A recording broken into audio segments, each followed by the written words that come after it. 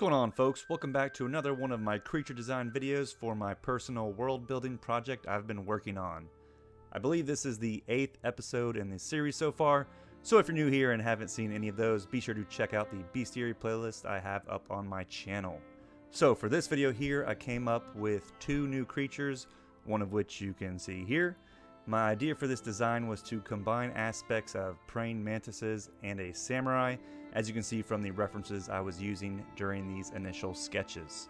I wanted to make a creature that had some more humanoid aspects to it, so I decided to go with it just being a bipedal animal with only 2 legs, and of course turn its arms into razor-sharp katana-like blades. Before this, I had almost 0 experience ever really drawing a samurai, and the only mantis-like creature I think I've ever drawn would be something like Scyther from Pokemon. I found this really cool artwork of a samurai thanks to the magic of the Google search engine. And I really like the dullish reds and yellows, so you'll see that I use some of that same color palette as well with this creature. So these creatures, which I'm officially naming the Manturai, get it, mantis combined with samurai. Super creative, I know, no big deal really, just a genius at work. They may be more humanoid in nature, but they aren't like a super sentient race or anything like that. They're still more on the animal side of the spectrum. But I thought it would be a cool idea if these Manturai were kind of like this sort of rite of passage if you defeat them in one-on-one combat, swordsman to swordsman. You know, kind of like one of your earlier level quest lines where you got to prove to the leaders of like a warrior's guild that you're a capable combatant. These Manturai are a species within a genus I'm calling Mantids, which I'm sure you are smart enough to figure out what 2 words that one happens to be a combination of. So maybe in the future I'll design some other mantis-like species that have different themes to them from this samurai-inspired one here. In terms of where in my world these creatures would make their homes, let me pull up my world map. Still just an early draft, by the way. If you see this area here to the far east, currently dubbed the Eastern Forest for now. It's just a temporary name, you know. That's not a cool enough name, obviously. Environment-wise, this region is heavily based on like Eastern Asia, more so Japan than anything. And these Manturai live deep within the dense forests and are ambush predators. They hide amongst the trees and shadows in complete silence, never making a single move, while they patiently wait for some sort of small prey to come near before slicing and dicing those fools up like Samurai Jack. And here we have the completed bestiary entry for the Manturai. Scientific name Manicatanis, which basically translates to katana hands. And now let's go ahead and get in our new and improved narrator to read its entry here before moving on to the next creature design of today's video. Stalking amongst the shadows of the dense forests, these mantoids are exceptional predators. They are able to stand still in complete silence for days at a time, patiently waiting for unsuspecting prey to wander near. The Manturai's forelimbs are armed with razor-sharp blades that enable it to slice through hides like a hot knife through butter. Some swordsmen consider it a rite of passage to defeat one of these deadly creatures in combat. Alrighty, now let's go ahead and move on to the next creature design. Now, since it's currently Smaugust and tons of artists are coming up with all sorts of different dragon-like creature designs during the whole month, I thought it would be fun to go ahead and create some more dragon-like beasts for my world here as well.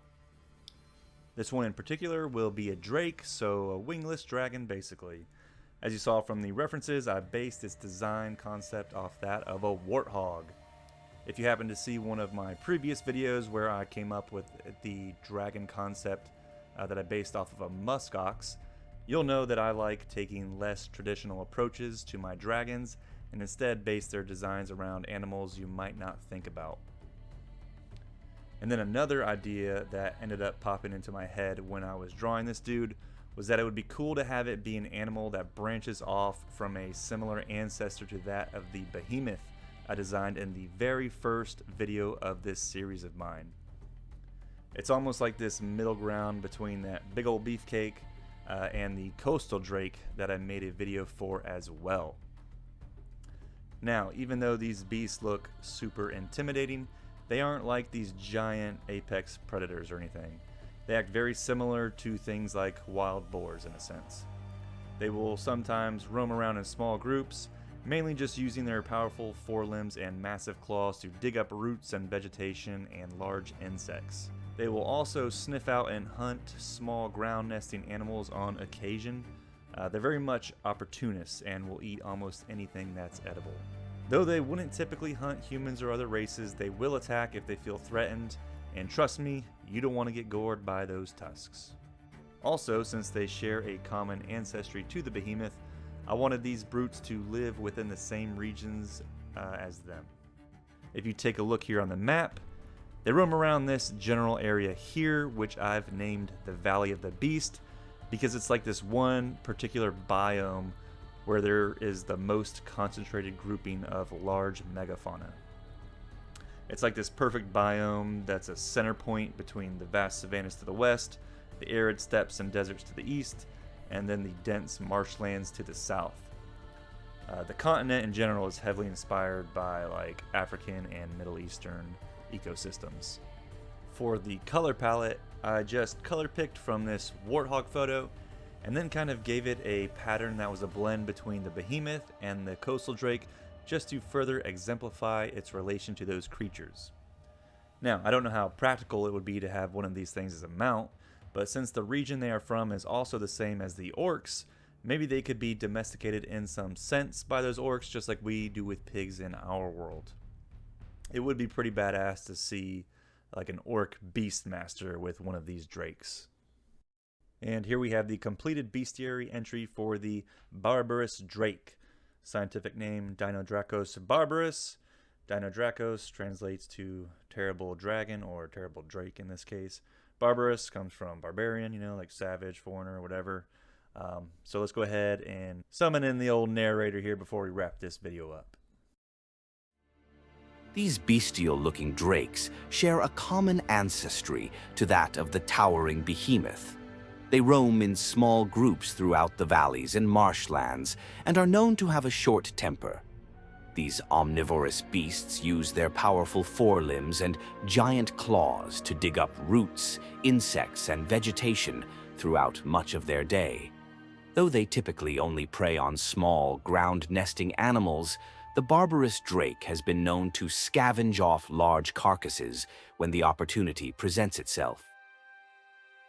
And that's going to be it for today's creature design video. Do me a solid, if you liked the video, be sure to smash that thumbs up button.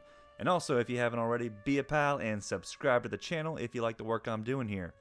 I got some big things planned for the future, so you don't want to miss it.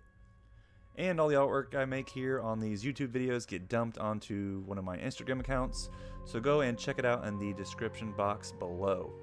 If you're ever interested in any commissions, you can just shoot me a message over there as well. Thank you all for watching, and I'll see you in the next one.